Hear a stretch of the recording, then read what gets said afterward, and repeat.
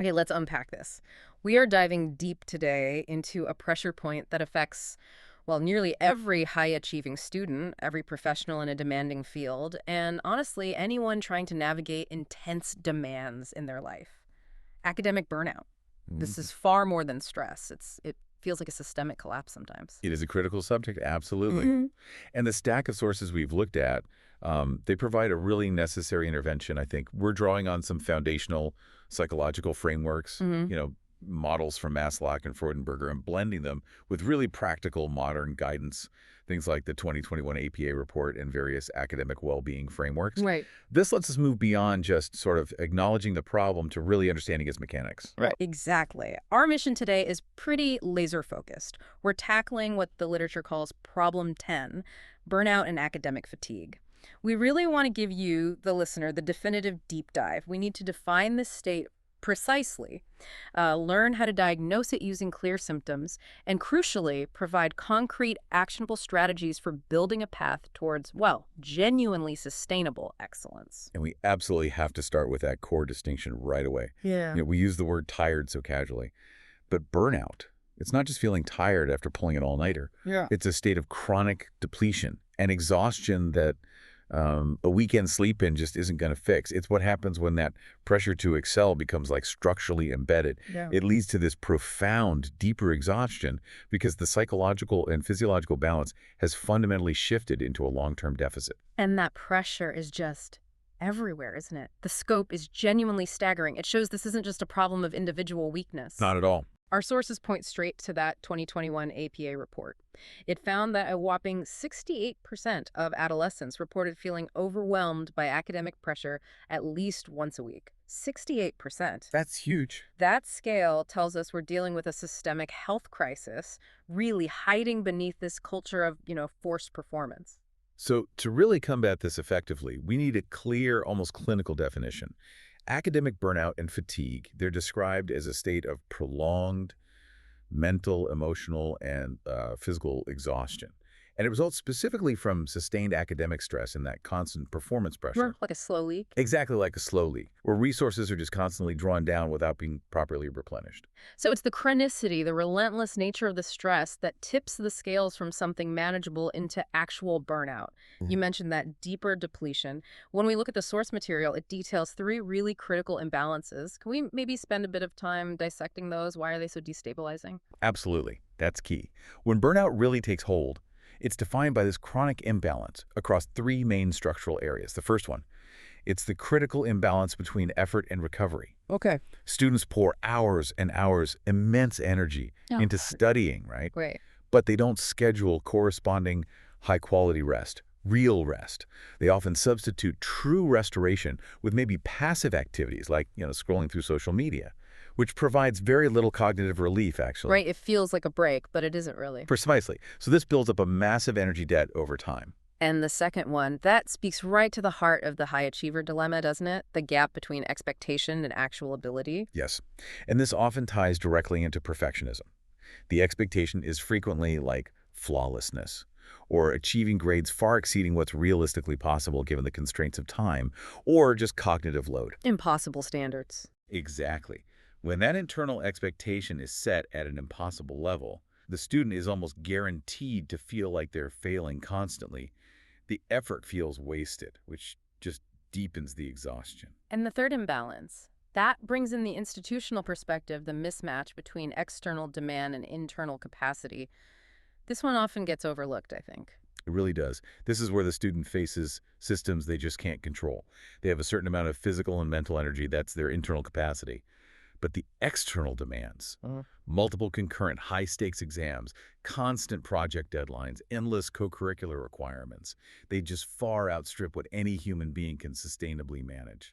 So when those three things misalign for too long. Right. When the student is always giving more than they get back, always falling short of impossible goals, and constantly being overrun by external demands, they start operating at a structural deficit. It's almost inevitable. And the sources really emphasize this isn't like flipping a switch. It's a gradual thing, a gradual manifestation. Precisely.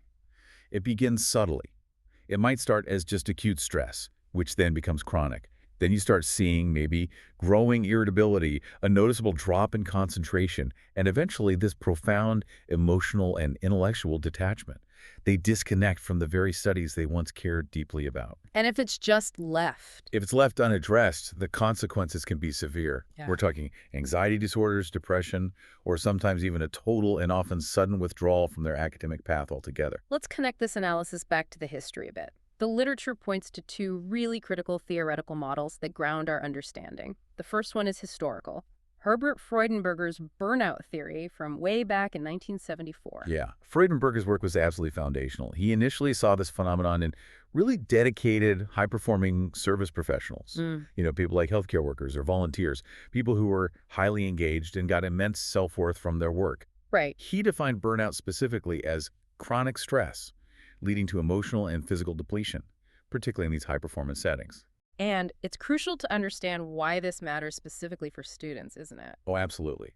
It matters because high achievers, much like those early professionals Freudenberger studied, often fuse their identity with their performance.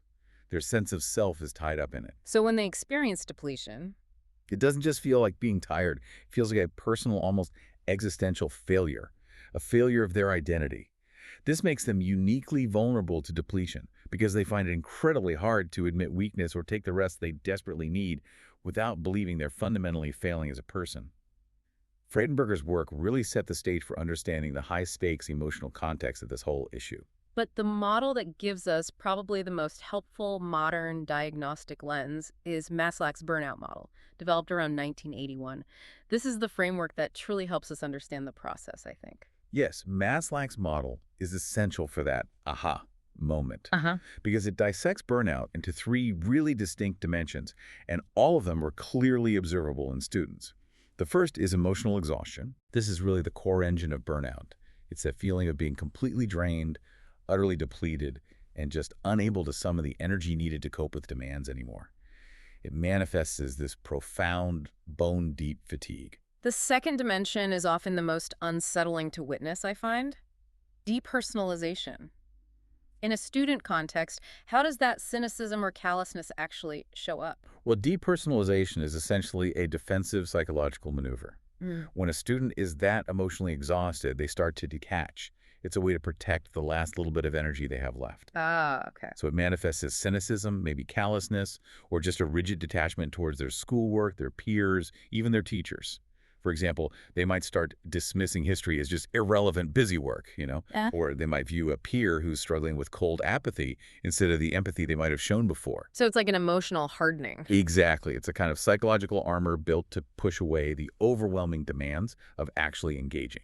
So if I see a student who used to be really passionate about, say, literature, suddenly start saying things like, oh, it doesn't matter, it's just a grade, that could be the depersonalization kicking in. Precisely. That cynicism is a major red flag, and that leads directly to the third dimension, reduced personal accomplishment. Okay. This is that feeling of inefficacy, that crushing belief that despite all their best efforts, they're failing, and their work just isn't yielding any meaningful results.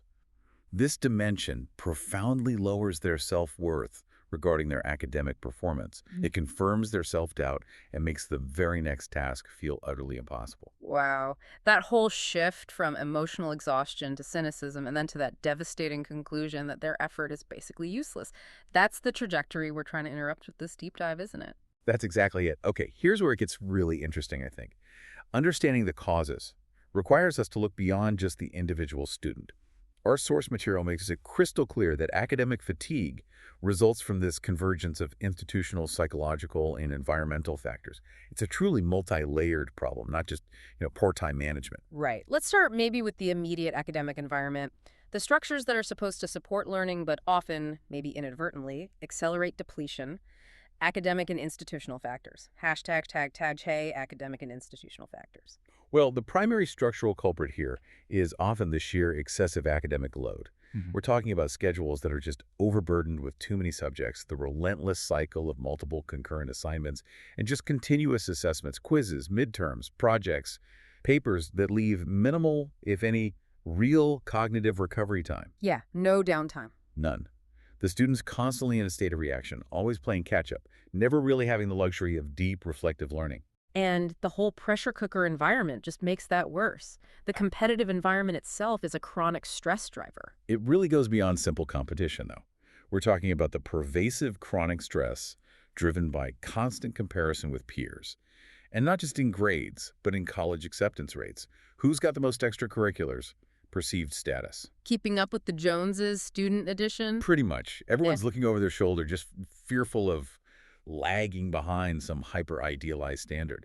This chronic low-grade anxiety keeps the nervous system perpetually in a kind of fight-or-flight state. And this external pressure often clashes with systemic rigidity, doesn't it? Yes. When the curriculum and teaching methods lack flexibility, when it's a one-size-fits-all model with really high stakes, or if there are just no opportunities for creative learning, the work can become monotonous drudgery. Think about it. If a student is naturally artistic but forced into a rigid, highly technical STEM curriculum without any creative outlets, the academic work itself becomes repetitive and feels meaningless. That monotony, combined with high stakes, really accelerates depersonalization and burnout. And kind of underlying all of this institutional pressure is that fundamental failure to prioritize rest efficiency. This is the critical foundational issue, isn't it? Students are often encouraged, sometimes even explicitly, to pull extended study hours with very little recreation or, crucially, sufficient sleep. They end up creating this massive metabolic and cognitive debt that just cannot be easily repaid. Sleep is so important. It's not a luxury. It's when memory consolidation happens, when emotional regulation happens. By sacrificing sleep, they're perpetually operating at a low cognitive capacity, which makes learning inefficient, increases frustration, and just hastens the exhaustion. Which naturally feeds right into the second category we need to discuss. The internal drain, the psychological factors that students themselves bring into the equation. Hashtag B. Psychological factors, the internal drain. Yeah, this is where we see the self-imposed pressure really ramp up, starting with the perfection trap. Ah, perfectionism. It's not really about striving for excellence. It's about seeking flawlessness, which is, let's be honest, impossible. Students aiming for this impossible standard are operating under constant, internal, unsustainable pressure. Every single mistake isn't seen as data for learning, but as a failure of personal character or identity. Ouch. Yeah, this relentless self-critique is absolutely exhausting. And the high stakes inherent in perfectionism, they must fuel severe anxiety drivers. Absolutely. The persistent anxiety rooted in the fear of failure often extends way beyond the grade itself. It encompasses the pressure of disappointing external figures, parents, teachers, even future employers they haven't met yet. The stakes feel existential because the student internalizes this belief that their entire future hinges on this one single performance, elevating the stress far beyond the actual importance of the test or assignment. And then self-doubt starts to creep in and take root. Our sources term this low self-efficacy, which is defined as doubting your own capability to meet existing expectations, even if those expectations are based on your own past successes, right? Exactly. And it's such a vicious cycle. Low self-efficacy leads to increased anxiety and very often avoidance mechanisms like procrastination. The student doubts they can actually do the task, so they avoid starting it, which then leaves less time to complete it properly, often leading to poorer performance. Which then proves them right in their mind. Precisely. That poor performance confirms their original self-doubt. They think, see, I knew it, I can't do this. This just accelerates the burnout feedback loop, completely draining motivation. And we can't ignore the high achiever's tendency toward overcommitment, can we? No, definitely not. High-achieving students are often highly motivated, which is generally a strength, of course. Yeah. But they often lack a critical balance framework. They jump into multiple co-curricular activities, leadership roles, sports, academic pursuits, all simultaneously. Spreading themselves too thin. Way too thin. Without strict time boundaries and mandatory rest built in, even positive, fulfilling activities become just another source of drain, pushing them further and further into depletion. They start to conflate being busy with being productive. Which aren't the same thing at all. Not even close. Finally, we have the broader context, kind of the air they breathe, the environmental and societal factors that frame how we see success and rest. Hashtag C, environmental and societal factors. These external pressures are often the hardest to mitigate because they're so cultural and deeply ingrained. We can start with external expectations, particularly parental expectations.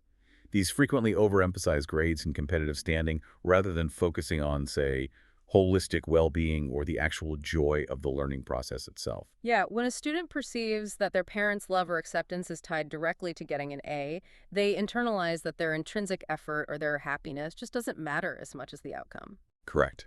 And this can create a severe support void. The absence of empathetic, non-judgmental communication or emotional support, whether at home or at school, means students feel like they have nowhere safe to land when they inevitably struggle. Hmm.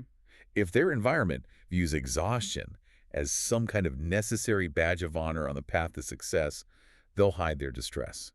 This leads to isolation, which is a major accelerator of burnout. And we absolutely have to address the ubiquitous modern stressor, digital overload. Oh, definitely. This is the modern thief of true rest, isn't it? Excessive screen exposure is used simultaneously for required study, for passive entertainment, and for constant social validation through comparison on social media. The mind is rarely truly offline. Constantly stimulated. Constantly. Plus, the blue light inhibits restorative sleep cycles, and the constant input prevents the cognitive space the mind needs to process and repair itself.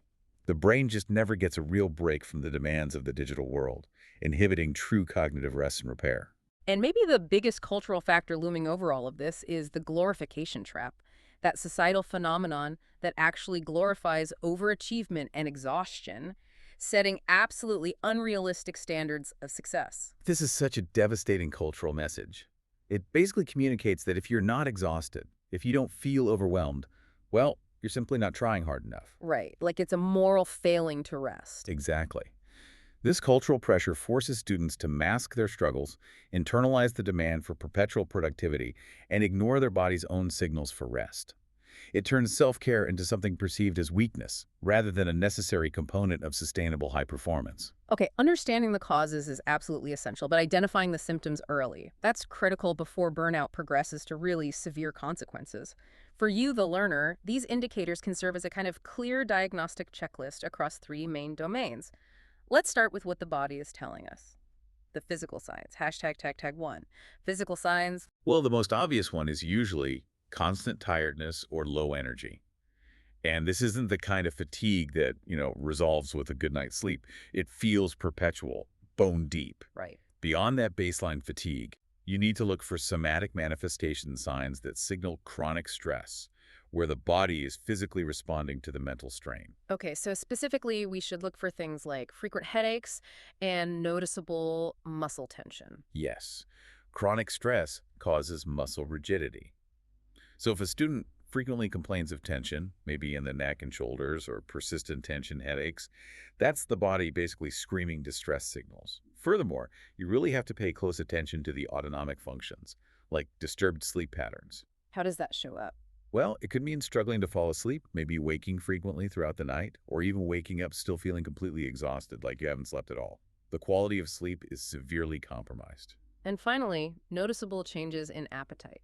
Yeah, this is a classic stress response. Some students might experience reduced appetite and sudden weight loss.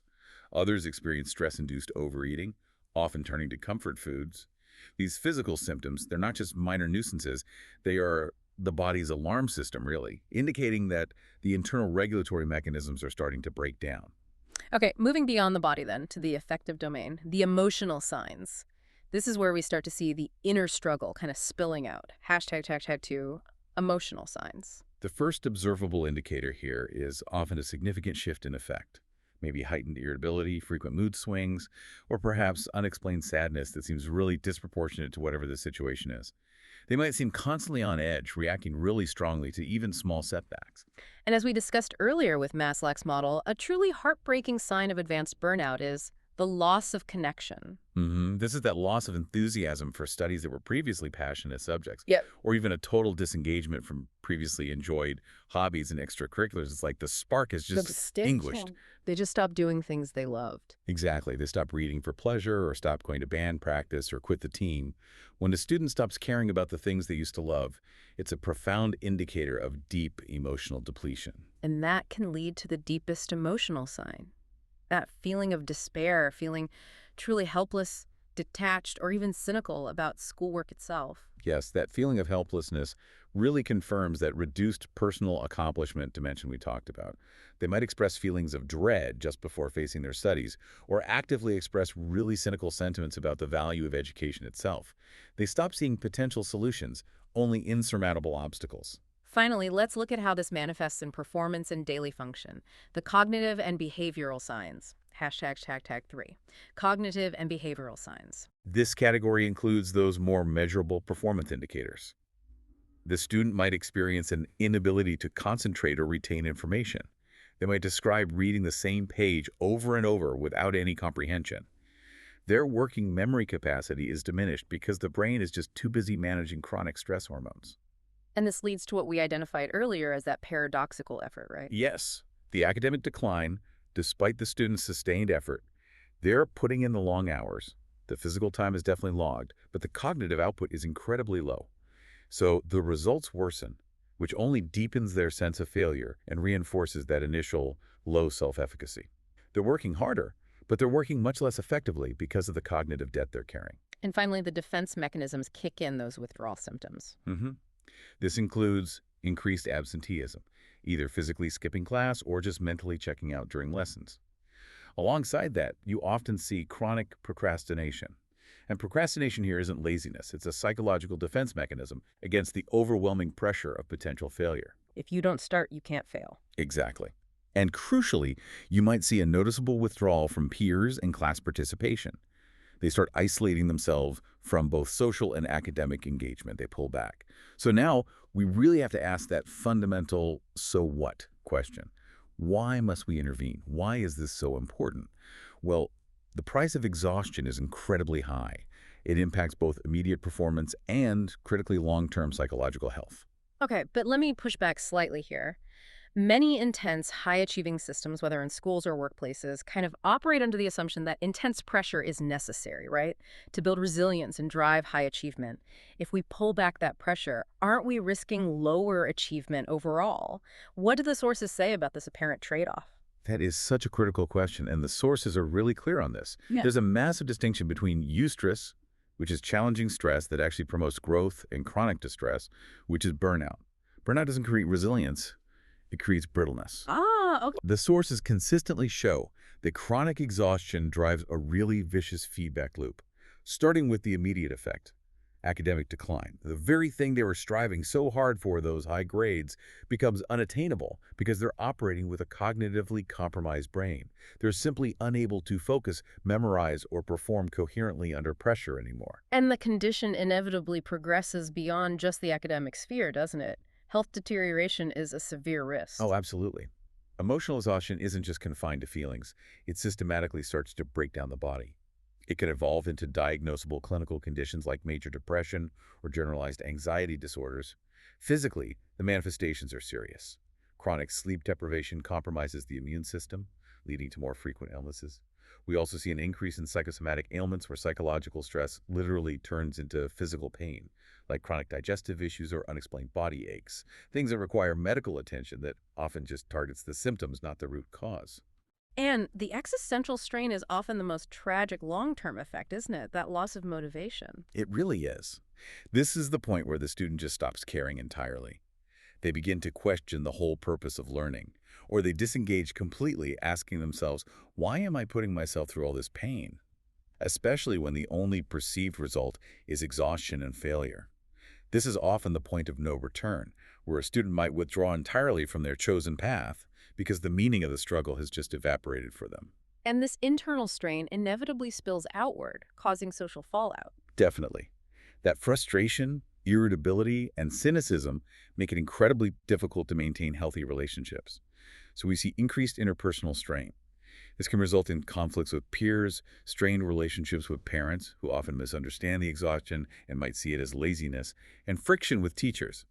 This growing isolation then feeds back into the burnout cycle, removing crucial social support exactly when it's needed most. And critically, the sources really emphasize the long-term shadow. This isn't just an acute episode that magically disappears upon graduation, is it? No, not at all.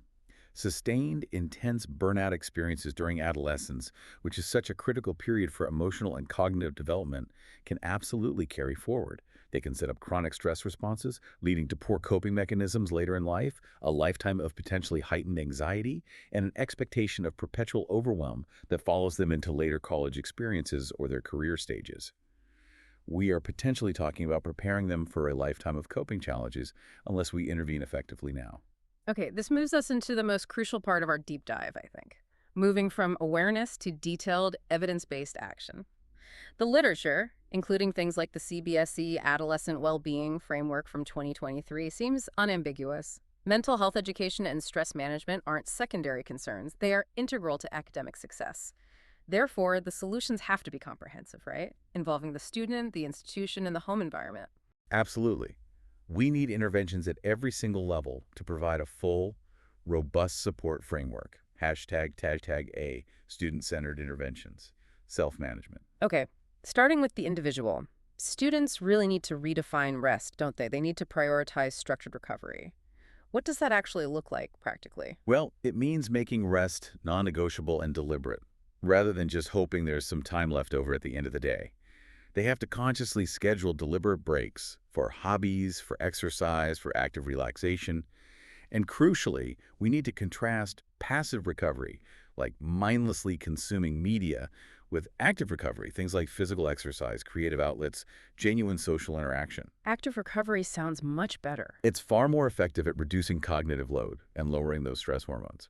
Rest needs to be scheduled just like a mandatory class, non-negotiable. And the study schedule itself, that probably needs a radical restructuring too. Yes, through what we can call cognitive management. They need to implement a balanced study timetable, maybe using something like the Pomodoro technique or similar structures, combining high-focus study blocks with mandated short relaxation periods. The goal is specifically to prevent cognitive fatigue by recognizing that attention is a finite resource. It needs cyclic renewal. And incorporating simple yet powerful tools for immediate regulation when things get tough. Exactly. Utilizing the mind-body connection through things like mindfulness and breathing techniques. Practicing deep breathing or even a short guided meditation for just 5 to 10 minutes can be incredibly effective at restoring focus and signaling to the nervous system that the immediate threat perception is over. It's a powerful, immediate mechanism for regulating anxiety when that pressure spikes. And a core psychological shift is required to counteract perfectionism, isn't it? Definitely. They need goal shifting, moving away from those debilitating perfectionistic goals towards realistic goal setting using achievable milestones. The goal shouldn't be get a 4.0 GPA this semester. Maybe it's complete the draft of the first 3 chapters by Friday. Small wins build competence. Right, success breeds success. Exactly. Success builds competence, confirming self-efficacy. Constant perceived failure drains it. Students have to learn to celebrate those small, attainable wins along the way. And finally, just mastering the fundamentals of organization seems key. Strong time management skills are absolutely essential. Prioritizing tasks using methods like the Eisenhower matrix, urgent versus important, and most importantly, actively practicing the skill of avoiding overcommitment. Learning to say no when your capacity is already full needs to be normalized. It should be seen as a sign of responsibility, not weakness. #B, teacher and school-based measures. Systemic adjustments. Okay, moving out from the student, institutions hold significant power to change the actual environment. They can start by modulating load. What does that mean in practice? Introducing curriculum flexibility, like differentiated instruction methods that accommodate various learning paces. And crucially, managing the overall workloads to ensure students actually have legitimate recovery periods outside of mandatory classes. Yes, and that requires better institutional communication too, doesn't it? To prevent, say, 3 major assignments from all landing on the exact same day. Definitely. Schools must also establish proactive support. This means setting up real emotional support systems where teachers are trained not just in pedagogy, but also in recognizing the early warning signs of stress and depression. They need to be empowered to immediately refer struggling students to counselors rather than waiting until the student is already in academic or emotional crisis. Early intervention is absolutely paramount. And making sure the whole conversation about well-being isn't stigmatized. Right. Through educational outreach.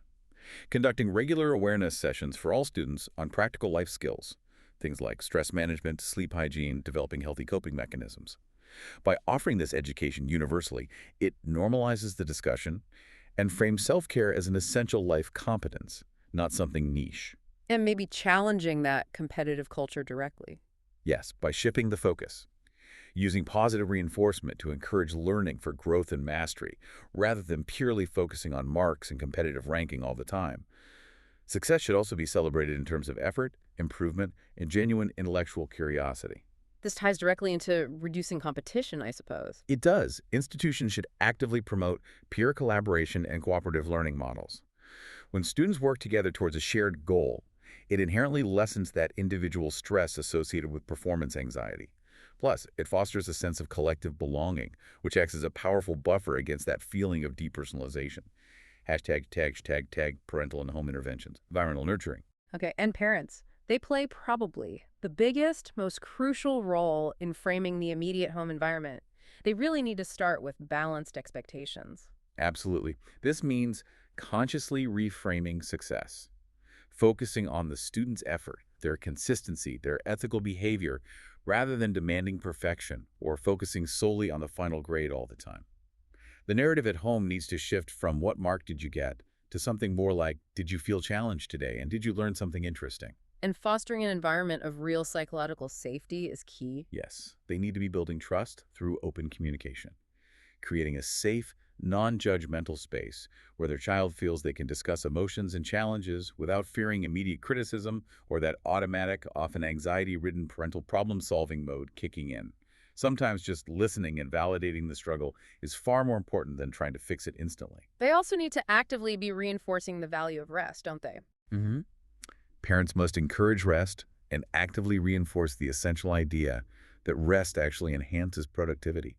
It doesn't undermine it. Parents can model this and even enforce the boundary that stopping work at a certain hour isn't a sign of failure, but a necessary investment in future performance and well-being. And making sure the home feels like a place of refuge, not just another pressure zone or classroom extension. Exactly. By consciously allocating mandated time for family time, fun recreation and bonding activities that deliberately reduce the overall academic tension within the household.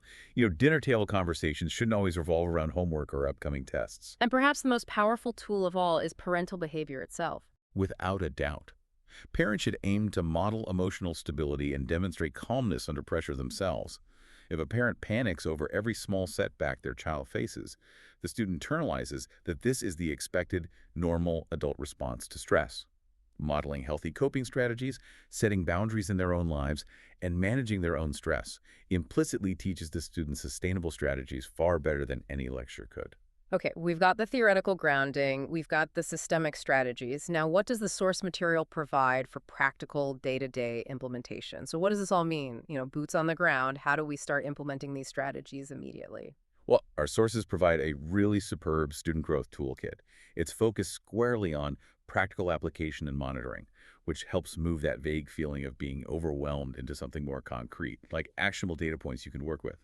Hashtag, self-assessment and monitoring. Right. The first step seems to be establishing a breadth line using the self-assessment checklist. This forces the student to take a more objective look at where they actually stand, rather than just relying on a gut feeling, which can be misleading. Yes, this element of self-quantification is surprisingly powerful. The checklist asks them to rate things like their current level of physical and mental exhaustion, how much they feel they're struggling with motivation, the regularity of their balance between study and rest, and crucially, the adequacy of their rest before exams. By actually scoring these factors, the student acknowledges the reality of the problem, which is always the prerequisite for meaningful change. And following that initial assessment is the crucial reflective exercise, the energy log. Tell us about that. Yeah, this is essentially a redesign tool. It involves a student actively recording their activities across a typical week and then classifying them simply as either activities that energize them or activities that drain them. Simple but effective. Very. For example, scrolling social media for 45 minutes likely goes in the drain column, right? While a 30-minute outdoor run probably goes in the energize column. And the explicit goal here is transformation, isn't it? Not just tracking. Exactly right. The goal is to identify those patterns clearly, to see the hidden drains that maybe you weren't aware of, and also the overlooked rejuvenators. Once those patterns are identified, the student can begin to consciously redesign their routines for more sustainable effort. actively swapping out high-drain activities for high-energy ones whenever possible. For instance, deliberately choosing active recovery over passive recovery, thereby maximizing their cognitive capacity and well-being. #B. Implementing a daily rejuvenation routine. The sources also provide a structured example of how to actually build this into daily life, small, deliberate, non-negotiable habits. Yeah, the routine focuses on small, achievable wins. For instance, maybe starting the morning with just 10 minutes of deep breathing or stretching before even touching a device. Then integrating an afternoon sequence where a block of focused study is immediately followed by a non-academic transition, like a brisk outdoor walk, even if it's only for 15 minutes. It breaks the cycle. And ending the day with that essential reflection piece. Yes, the routine culminates with an evening reflection. This encourages self-awareness through simple affirmations or brief notes, like writing down, "Today, I studied with calm focus, and I respected my 9 p.m. technology cutoff." This helps focus the mind on the process and the balance achieved, not just the outcomes or what didn't get done. These small, consistent steps, they require ongoing self-awareness, don't they? Which is why those three provided reflection prompts seem so useful for encouraging that necessary self-dialogue. They really are. These prompts force the student to shift from just reacting to stress towards proactive management, asking questions like, "What signs of fatigue has I ignored recently?" Or, "How can I make my study plan more balanced today, not vaguely next week?" And, "What activity made me feel genuinely recharged and peaceful, and how can I make sure I repeat it soon?" This is really the foundation of self-efficacy and taking control. #C long-term preventive measures. Okay, for true. Enduring systemic change, we need more than individual effort. We need cultural commitment, right? This means integrating wellness at an institutional level. Absolutely. Implementing a dedicated wellness curriculum that explicitly teaches skills like emotional resilience, time balance, cognitive load management, and basic mental health literacy. This really should be considered as essential as any core academic subject in the long run. And shifting from just firefighting crises to more early detection. Yes, moving away from purely remedial counseling towards proactive check-ins. Implementing regular counseling access or even just brief proactive wellness checks for all students ensures that potential crises are intercepted much earlier. Catching the signs of burnout before they snowball into severe consequences rather than simply treating the fallout after the fact. And we absolutely have to tackle the digital problem head on. Definitely. Through promoting digital boundaries and maybe even structured digital detox initiatives, especially regulating device usage before bedtime. Promoting technology-free zones in the evening can dramatically impact the quality of that restorative REM sleep, which is just non-negotiable for long-term mental health. And maybe establishing a cultural marker for success that isn't just exhaustion. Yes, by establishing recognition of balance. Publicly acknowledging and celebrating students who demonstrably manage their academics and their well-being effectively, this sends a powerful, unambiguous message that chronic exhaustion is not a prerequisite for success, and that self-care is actually a high-achieving trait, not a deficit. Which really culminates in the big one, the cultural shift. Promoting school-wide mental health campaigns that finally frame self-care as a mark of responsibility, not weakness. That's the ultimate goal, isn't it? So we've covered some extensive ground today. Academic burnout, it's really not a sign of individual failure. It's a state of chronic depletion, driven by a complex intersection of institutional pressures, those internal psychological traps like perfectionism and demanding societal expectations. But the toolkit does exist, and recovery is absolutely possible through targeted, multi-level interventions, focusing on self-management, systemic flexibility, and that crucial empathetic home support. Yeah, the journey to excellence should never have to necessitate collapse. The sources offer a really clear concluding insight, I think. Burnout and academic fatigue are often the silent consequences of a culture that's become obsessed with performance outputs above all else. While discipline and ambition are essential engines, they absolutely must coexist with rest, emotional awareness, and balance. True academic excellence is sustainable only when mental health and motivation are nurtured right alongside achievement. And that concept, nurturing mental health, alongside achievement, it demands a fundamental mindset shift from all of us, really. If we truly embrace that premise, if we agree that we must redefine personal responsibility to actively include self-care and balance, then the question becomes personal. What changes in your daily routine become non-negotiable starting today? That's the question we really urge you, the listener, to answer for yourself. That's our deep dive for today. We sincerely hope you feel better equipped now to spot the signs, understand the deep roots of academic fatigue, and maybe start building that path towards sustainable, resilient excellence for yourself or those around you.